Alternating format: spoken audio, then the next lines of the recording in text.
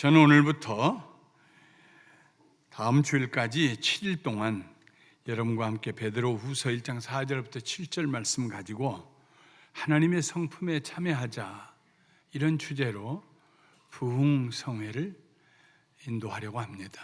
오늘도 부흥성회 중에 하루입니다. 하나님의 성품에 참여하자.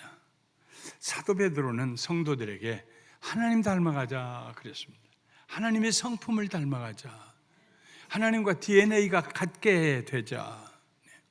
우리가 하나님 자녀가 되었으면 당연히 하나님 닮아가야지요. 그러면서 우리가 닮아가야 될 하나님의 성품을 8가지로 나누어서 기록하고 있습니다.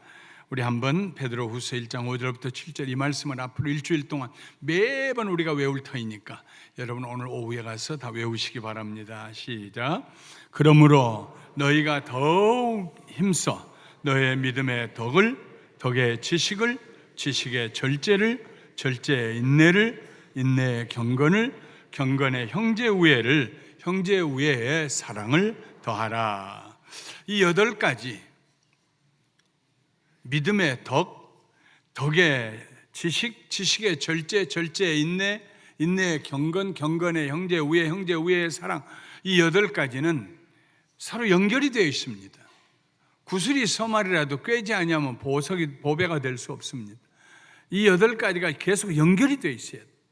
한 가지만 아닙니다. 오늘 주일날 믿음에 대한 말씀 듣고 마지막 주일날 사랑에 대한 말씀 듣고 중간에 6가지가 없으면 안 돼요. 그러니까 내일 저녁에도 꼭 다 나오셔야 됩니다. 아마 제가 여러분들과 말씀을 나눌 기회가 얼마나 있겠습니까? 우리 하나님의 은혜가 우리 감사하님께 임하기 위해서 제가 기도하고 준비한 말씀입니다. 믿음 없이는 덕이 없습니다. 덕이 있는 곳에는 절제가 따라와야 되고, 절제 위에 인내가, 인내 위에는 경건이, 경건 위에 형제 우애가, 그리고 형제 위에 사랑이, 사랑 없이 하나님에 대한 사랑과 형제에 대한 사랑이 없으면은 완성될 수가 없습니다. 우리의 신앙은 각 단계에서 다음 단계로 나가게 밀어주고 또 나가야 될 그런 의미가 있고, 그래서 우리는 점점 발전되어야 하는 것입니다. 오늘 저는 그 첫 번째 성품인 믿음에 대하여 말씀드리려고 합니다. 믿음은 하나님의 성품입니다. 사람 믿을 거 못 돼. 우리 늘 그러지요. 그러나 하나님은 믿으실 만한 분이요, 신실하신 분이요, faithful하다, 믿을만하다. 하나님 믿을만하다. 예수님을 가리켜서 히브리서 기자는 믿음의 주요 온전케 하시는 이라고 그랬습니다. 믿음을 시작하게 해주시는 분이시요, 그 믿음을 완성시켜 주시는 분이시다. 예수님이요. 성경은 하나님을 가리켜서 믿을 만한 분이라고 말합니다. 모세는 이스라엘 백성들에게 이렇게 말했습니다. 신명기 7장 9절에 오직 내 하나님 여호와는 하나님이시요, 신실하신 하나님이시다. 믿을 만한 하나님이시다. 우리가 하나님 자녀라면 우리들도 이런 믿음을 가져야 합니다. 히브리서 11장 6절은 우리에게 진정한 믿음이 무엇인가, 하나님을 기쁘시게 하는 믿음이 무엇인가에 대해서 가르쳐주고 있습니다. 믿음이 없이는 하나님을 기쁘시게 못하느니 하나님께 나아가는 자는 반드시 그가 계신 것과 또한 그가 자기를 찾는 자들에게 상 주시는 이심을 믿어야 할지니라. 이 말씀 가운데 헬라어로 데오라고 하는 단어가 있습니다. 이 단어를 우리 성경은 반드시라고 번역했습니다마는 원래의 뜻은 하나로 묶는다, 그런 뜻입니다. 하나로 묶는다. 어떤 나라는 결혼식에 신랑과 신부의 손을 하나씩 가져다가 끈으로 묶어줍니다. 하나가 되었다, 하나로 묶는다. 데오, 하나님이 계신 것을 믿을 뿐만 아니라 그를 찾는 자에게 상 주시는 자였음을 함께 믿어야 한다는 것입니다. 하나만 믿고 하나만 안 믿으면 안 됩니다. 둘을 같이 믿어야 한다는 말씀입니다. 이 말씀을 가지고 오늘 여러분과 함께 3가지 나누어서 말씀드리려고 합니다. 첫째로 우리는 하나님의 계심을 믿어야 합니다. 계심을 믿어야 합니다. 하나님의 계심은 곧 하나님의 살아계심을 말합니다. 양치는, 한국의 양치는 계십니까? 예, 계십니다. 아버지 어머니 한국에 계십니다. 이 말은 무슨 뜻이에요? 살아계신다는 얘기입니다. 돌아가셨으면 그렇게 대답 못합니다. 하나님이 계신 것과 이 말은 하나님의 살아계신 것을 그런 뜻입니다. 이런 고백은 아무나 할 수 없습니다. 하나님의 은혜로 하나님을 믿게 된 사람들만 할 수 있는 고백입니다. 가이사라 빌립보에서 예수님이 제자들에게 물으셨습니다. 사람들이 인자를 누구라 하느냐? Son of Man, 인자. 사람의 아들이, 단순한 사람의 아들이 아니라 이스라엘 백성들에게는 이 칭호는 하나님의 보내실 메시아를 의미했습니다. 사람들이 인자, 예수님이 그래서 자신을 인자라고 부르셨어요. 인자를 누구라 하느냐? 제자들이 들은 얘기를 전했습니다. 더러는 세례 요한, 더러는 엘리야, 더러는 예레미야 혹은 다른 선지자라고 합니다. 예수님께서 이번에 제자들에게 직접 물으셨습니다. 너희는 나를 누구라고 하느냐? 베드로가 대답했습니다. 주는 그리스도시요 살아계신 하나님의 아들입니다. The Son of Living God. 살아계신 하나님의 아들이십니다. 그때 예수님께서 베드로를 칭찬하셨어요. 바요나 시모나, 요나의 아들 시모나, 네가 복이 있도다. 이를 너에게 알게 한 이는 혈육이 아니요 하늘에 계신 내 아버지니라. 아무나 하나님의 살아계심을 믿지 못합니다. 오직 하나님의 은혜 아래에 들어간 사람, 예수 믿고 구원받은 사람만이 살아계신 하나님이라고 고백할 수 있는 것입니다. 살아계신 하나님의 아들 예수 그리스도, 나를 위하여 내 죄를 구속하기 위하여 세상에 오셔서 죽으시고 부활하신 예수 그리스도를 믿는 사람들은 영생을 얻습니다. 영생은 하나님의 생명입니다. 하나님의 생명을 우리가 나눕니다. 하나님의 생명이 우리 속에 들어옵니다. 우리는 과거에는 죽은 자였으나 예수 믿고 산 자가 되었습니다. 영생을 얻었습니다. 하나님의 생명을 얻었습니다. 하나님이 살아계신 것처럼 우리들도 산 자가 되었습니다. 세상의 육신의 죽음이 우리를 끝내게 하지 못합니다. 눈 감고 세상을 떠나는 날, 눈 뜨고 하나님 나라에서 일어날 때 우리는 하나님의 생명 가운데 영원하게 살 줄 믿습니다. 하나님이 세상을 이처럼 사랑하사 독생자를 주셨으니 이는 그를 믿는 자마다 멸망하지 않고 영생을, 하나님의 생명을 얻게 하려 하심이라. 하나님은 영원하십니다. 영원히 계십니다. 소멸되는 분이 아니십니다. 어디에나 계십니다. 모든 것을 다 아십니다. 우리로 존재하게 하십니다. 만물로 서게 하십니다. 하나님이 세상을 붙들고 계십니다. 그러므로 살아계신 하나님을 믿는다는 말은, 하나님이 살아계심을 믿는다는 말은 우리가 하나님의 임재 아래에 있게 된다 하는 말입니다. 언제 어디서나 어떤 상황에서나 우리는 하나님 안에 있게 됩니다. 앞을 봐도 뒤를 봐도 좌우를 봐도 위를 봐도 낙심돼서 고개를 떨굴 때조차도 우리는 하나님을 피할 길이 없어요. 거기 하나님이 계세요. 다윗은 그런 믿음을 가지고 살았습니다. 내가 하나님의 신을 떠나 어디로 가겠습니까? 갈 데가 없어요. 시편 139편 7절부터 10절 말씀 우리 함께 소책자를 보시면서 읽어보겠습니다. 시작. 내가 주의 영을 떠나 어디로 가며 주의 앞에서 어디로 피하리이까? 내가 하늘에 올라갈지라도 거기 계시며 스올에 내 자리를 펼지라도 거기 계시니이다. 내가 새벽 날개를 치며 바다 끝에 가서 거주할지라도 거기서도 주의 손이 나를 인도하시며 주의 오른손이 나를 붙들이시다. 내가 어디 갈까요? 하늘 높이 올라가도 일이 잘 되어서 으쓱해가지고 내가 최고인 줄 알고 올라갔는데 보니까 거기 하나님이 계세요. 낙심하고 부끄럽고 수치스러워서 아무도 없는 깊은 굴 속에 들어가는데 거기도 하나님이 계세요. 하나님 계시지 않는 곳이 없어요. 내가 어디로 피하리까? 밤잠을 설치다가 새벽에 나가서 먼 바다 끝에 가서 서 있을 때조차도 이미 하나님께서 거기서 나를 기다리고 계세요. 살아계신 하나님을 내가 믿습니다 하는 말은 어디에 가든지 무슨 일을 당하든지 하나님을 경험하게 된다는 말입니다. 우리 모두가 그렇게 되시기를 주님의 이름으로 축원합니다. 화를 내고 분을 낼 때조차도 거기 하나님께서 우리를 물끄러미 쳐다보고 계세요. 죄송해요 주님, 제가 저를 다스리지 못했네요. 유혹을 받을 때조차도 거기 하나님께서 나를 보고 계세요. 돌아서야 돼요. 회개해야 돼요. 살아계신 하나님을 믿는 사람들은 이보다 더 큰 축복이 없습니다. 이 진리가 죄인들에게는 불편하겠지만 믿음의 자녀들에게는 한없는 위로가 됩니다. 그래서 우리는 감격에 겨워서 이렇게 찬송하게 됩니다.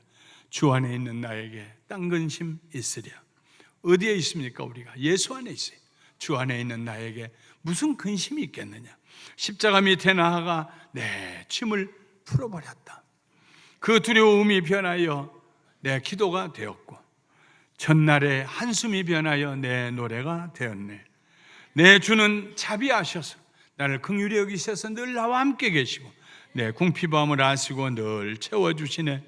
내 주와 맺은 언약은 영원히 변치 아니하시니 그 나라 가기까지 늘 나를 보호하시네. 할렐루야. 주님을 찬송하면서 할렐루야 할렐루야, 내 앞길 멀고 험해도 나 주님만 따라가리. 우리가 하나님의 살아계심을 믿어야 하고, 둘째로는 하나님을 찾는 믿음을 가져야 합니다.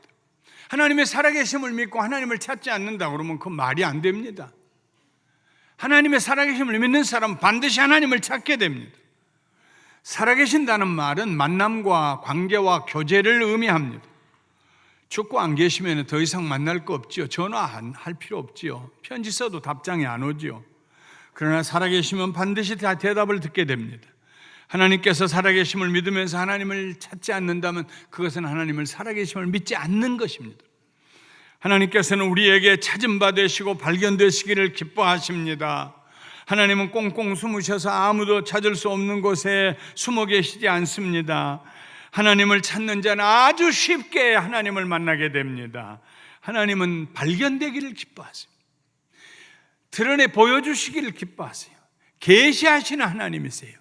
성경은 하나님께서 그 자신을 우리에게 보여주시는 책입니다. 하나님은 이사야를 통해서 이렇게 말씀하셨습니다. 나는 감추어진 곳과 캄캄한 땅에서 말하지 아니하였으며 야곱 자손에게 너희가 나를 혼돈 중에서 찾으라고 하지 아니하였노라. 나 여호와는 의를 말하고 정직한 것을 알리는 자. 나 여호와가 캄캄한 곳에, 아주 어두운 곳에, 아주 깊은 곳에 숨어 있으면서 나 찾아라, 나 찾아라, 나 찾아라. 하나님 그러지 않으십니다. 하나님께서는 혼돈 중에 만물이 혼란해서 무엇이 뭔지 모르는 이런 가운데 나 찾아라 실타래 엉키듯이 그런 하나님이 아니십니다. 우리 하나님은 분명하시고 명쾌하신 하나님이십니다. 하나님 말씀하실 때 우리가 이해하지 못한 말씀이 없습니다. 우리의 언어로 우리에게 들려주십니다. 그리고 하나님께서 그 자신을 우리에게 보여주십니다. 나 찾아라. 찾으려고 하는 순간 하나님 우리 앞에 와 계세요. 찾고자 하는 자에게 하나님은 만나 주십니다. 너희는 여호와를 만날 때 찾으라. 가까이 계실 때 그를 부르라. 하나님 우리에게 가까이 계신다고 이사야 55장 6절에 말했습니다. 아모스 선지자도 하나님을 찾으라고 외쳤습니다. 여호와께서 이스라엘 족속에게 이같이 말씀하시기를 너희는 나를 찾으라 그리하면 살리라. 너희는 나를 찾으라 그리하면 살리라. 여러분, 세상에서 우리가 찾는 모든 것보다도 매일 매순간 온전하게 갈급한 마음으로 찾아야 할 분은 하나님 아버지신 줄 믿습니다. 하나님을 찾으십시오. 일이 잘 될 때나 안 될 때나 평안할 때나 염려가 있을 때나 하나님을 찾으십시오. 다윗은 노래했습니다. 젊은 사자는 궁핍하여 줄일지라도 여호와를 찾는 자는 모든 좋은 것에 부족함이 없으리로다. 다리 힘이 있고 이빨이 튼튼한 젊은 사자는 먹을 것이 없어서 배에서 꼬르락 소리가 나요. 잠을 이루지 못해요. 그러나 여호와를 찾는 자는 모든 좋은 것에 부족함이 없으리라. 믿으시면 아멘 하십시다. 아멘 하십시다. 아멘 하십시다. 신앙은 단순해야 되는 것입니다. 여호와를 찾는 자는 부족함이 없으리라. 바울은 이사야의 글을 인용해서 이렇게 말했습니다. 소책자에 있습니다. 우리 같이 읽어보겠습니다. 로마서 10장 20절부터 21절 말씀 시작.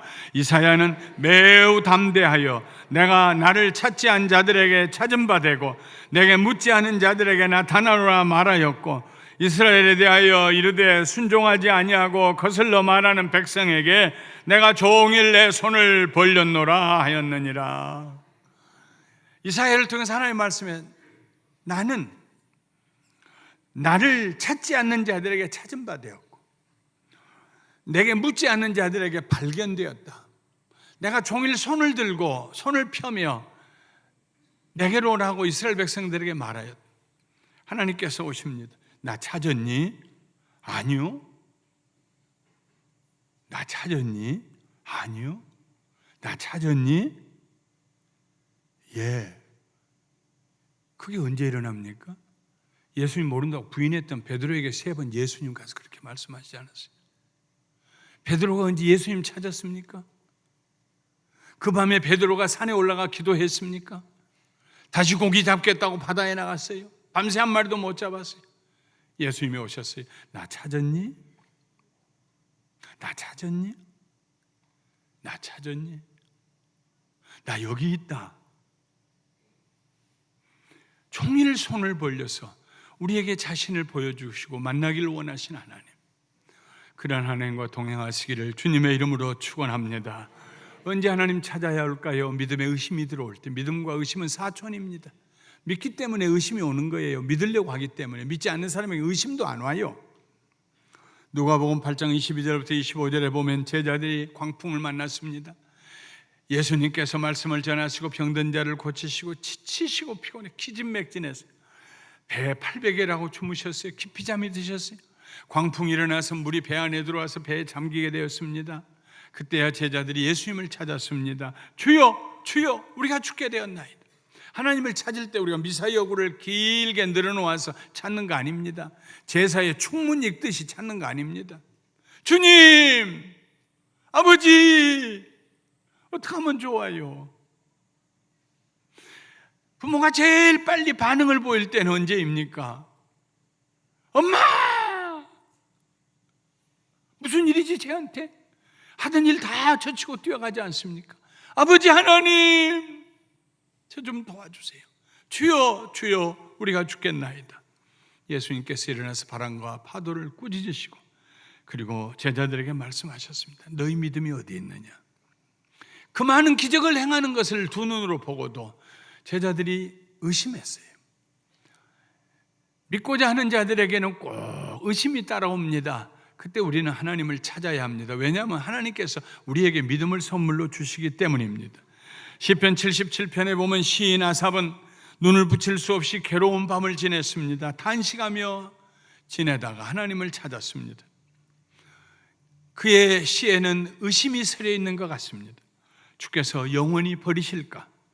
다시는 은혜를 베풀지 아니하실까? 그의 인자하심은 영원히 끝났는가? 그의 약속하심도 영구히 패하였는가? 하나님이 그가 베푸실 은혜를 잊으셨는가? 노하심으로 그가 베푸실 긍휼을 그치셨는가? 그때 하나님께서 아삽에게 과거에 이스라엘 백성에게 하셨던 일들을 기억나게 해주셨습니다. 주의 팔로 주의 백성 곧 야곱과 요셉의 자손을 속량하시고 그의 백성을 양떼같이 애굽에서 끌어내셔서 인도하셨던 하나님을 기억나게 했습니다. 시인 아삽처럼 우리들도 믿음이 약해질 때가 있습니다. 그때 우리는 하나님을 찾아야 됩니다. 여러분, 믿음이 약해질 때에 하나님을 찾아야 합니다. 그래야 우리의 믿음이 다시 소생이 됩니다. 범죄하고 하나님을 떠나서 고통을 당할 때에도 하나님을 찾아야 합니다. 모세는 혹시라도 이스라엘 백성들이 우상을 숭배하다가 하나님께 버림을 당하면 이렇게 하라고 했습니다. 네가 거기서 내 하나님 여호와를 찾게 되리니 만일 마음을 다하고 뜻을 다하여 그를 찾으면 만나리라. 우리 예수 믿는 사람들에게 이보다 더 큰 축복이 없어요. 부부가 싸우다가 끝이 안 날 것 같을 때, 이대로 가다가는 난리가 나고 큰 재난이 임할 것 같을 때 하나님 찾으세요. 주님 좀 도와주세요. 제가 연약해서 자꾸 말꼬리 물고 싸웁니다. 하나님 저 좀 도와주세요. 너그럽게 해주세요. 상대방의 아픈 가슴을 이해할 수 있게 좀 해주세요. 주님, 내가 죽게 되었나이다. 그렇게 해보세요. 신기하게도 하나님께서 분위기를 바꿔주십니다. 모든 일에 골방에 들어가서 주를 찾으세요. 우리의 삶에 도움이 필요할 때, 절망 염습에 올 때, 마치 수로보니게 여인이 주님께 달려와 부르짖었던 것처럼 내 딸이 흉한 귀신이 들렸습니다. 주여 도우소서. 우리는 하나님을 찾는 몸짓을 계속해야 합니다. 공중을 날아가는 새처럼 그치지 말고 우리 예배를 드려야 하는데, 이번 성회도 여러분 계속 나오십시오.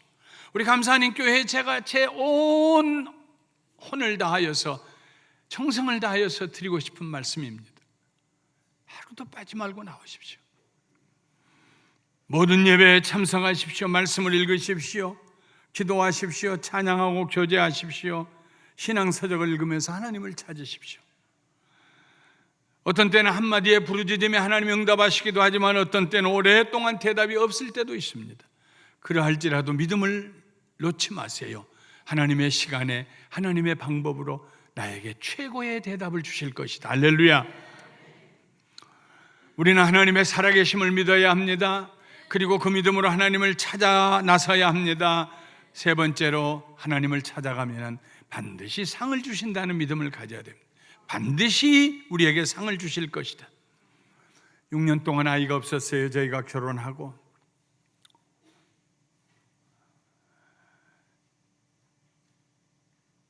제가 그때 여의도 교회에 있었는데 순복음중앙교회 최자실 목사님께서 애비야, 나를 만날 때마다 꼭 애비야라고 불렀어요. 자식도 없는데. 애비야, 애는 몇이냐? 6년 동안 애 결혼했는데 애가 없습니다. 네가 결혼해 기도해라. 네가 기도하면 애가 낳는다. 참 어떤 때는요, 그 말씀이 우리 속에 하나님이 주신 말씀으로 들릴 때가 있어요. 한 번도 내가 기도 안 한 걸 깨닫게 됐어요. 어떻게 기도할까? 무슨 말씀을 붙잡고 기도할까? 그때 제가 붙들었던 말씀이 히브리서 11장 6절입니다. 그를 찾는 자에게 상 주시는 자였음을 믿어야 할지니라. 하나님, 우리에게도 아이 주세요. 그리고 1년 후에 저기 앉아있는 제 딸을 낳았습니다. 기도하고 난 딸입니다. 하나님이 살아계시다는 진리를 믿으면서도 하나님을 찾지 않으면 그것은 말이 안 됩니다. 하나님을 찾으면서 상 받기를 기대하지 않는다면 그건 더 말이 안 된 소리입니다. 하나님을 찾는 자는 반드시 하나님께서 상 주실 것을 믿어야 합니다. 무엇보다도 하나님의 선하심과 인자하심을 믿어야 합니다. 하나님의 자비하신 성품, 사람의 사랑의 성품을 믿어야 합니다. 우리 하나님은 좋으신 하나님입니다. 우리에게 좋은 것을 주시길 기뻐하신 하나님입니다. 악한 자라도 아비가 자식에게 떡 대신에 돌을 줄 자가 없고 생선 대신에 뱀을 줄 자가 없는데 하물며 하늘에 계신 너희 좋으신 아버지 하나님이시겠느냐? 우리 좋으신 하나님은 우리에게 좋은 것을 주십니다. 다윗은 하나님을 찾을 때 그런 믿음을 가지고 찾았습니다. 시편 23편은 다윗이 모든 일이 잘 되었을 때에, 넉넉하고 풍족할 때에, 편안할 때 지은 시가 아닙니다. 오히려 숨을 쉴 수 없는 역경 가운데 있을 때 지은 시입니다. 시편 23편의 배경은 어둡고 음침한 색깔입니다. 절대 부족에 처했을 때, 지치고 피곤할 때, 우울하여서 낙심할 때, 두려울 때, 외로울 때, 거절당할 때 이런 감정들이 뒤에 배경 색깔로 깔려 있습니다. 그런 상황에서 다윗은 그의 목자가 되시는 하나님을 묵상했습니다. 그리고 하나님에 대해서 그의 신앙을 고백했습니다. 우리 소책자 있는 시편 23편 한 목소리로 같이 읽어보겠습니다. 여호와는 나의 목자시니 내게 부족함이 없으리로다. 그가 나를 푸른 풀밭에 누이시며 쉴 만한 물가로 인도하시는도다. 내 영혼을 소생시키시고 자기 이름을 위하여 의의 길로 인도하시는도다. 내가 사망의 음침한 골짜기로 다닐지라도 해를 두려워하지 않을 것은 주께서 나와 함께 하심이라. 주의 지팡이와 막대기가 나를 안위하시나이다. 주께서 내 원수의 목전에서 내게 상을 차려주시고 기름을 내 머리에 부으셨으니 내 잔이 넘치나이다. 내 평생의 선하심과 인자하심이 반드시 나를 따르리니 내가 여호와의 집에 영원히 살리로다. 부족한 것이 한두 가지가 아니에요. 자기를 따라다니는 사람이 500명이에요. 그들의 가족까지 하면 3,000명 이상이에요. 먹여 살려야 돼요. 농사 지을 수도 없어요. 사우랑이 밤낮 쫓아다니니까. 얼마나 부족하겠습니까? 오늘 저녁에 먹을 건 있어? 내일은 매일같이 양식을 걱정해야 됩니다. 그래서 다윗은 하나님 앞에 나가서 하나님, 세상의 목자들도 양을 배불리 먹이신데 하나님이 내 목자가 되시니 내가 부족함이 없을 줄 믿습니다. 지치고 피곤했습니다. 도망다니느라고 마음도 지치고 몸도 지쳤어요. 여호와는 나의 목자시니 그가 나를 푸른 풀밭에 누이시고 쉴 만한 물가로 인도하신다. 영혼이 가라앉았어요. 뭐 때문에 사는가? 내가 무슨 잘못을 저질러서 이렇게 쫓겨다니는가? 온 백성이 나를 향해 손가락질하는가? 내 영혼을 소생시키시고 자기 이름을 위하여 의의 길로 인도하시는도다. 사망의 음침한 골짜기로 걸어가고 있었어요. 그런데 자기와 함께 하시는 하나님이 옆에 계세요. 그 막대기와 지팡이로 자기를 안위해 주세요. 아무도 자기를 대접하는 사람이 없어요. 그런데 하나님께서 자기 머리에 왕에게 붓는 것처럼 기름을 부어주세요. 잔이 넘치게 해주세요. 사람들마다 자기에게 원수인데 주여 내게 왜 이렇게 원수가 많습니까? 하는데 하나님께서 원수와 함께 밥 먹을 큰 잔치상을 준비해 주세요.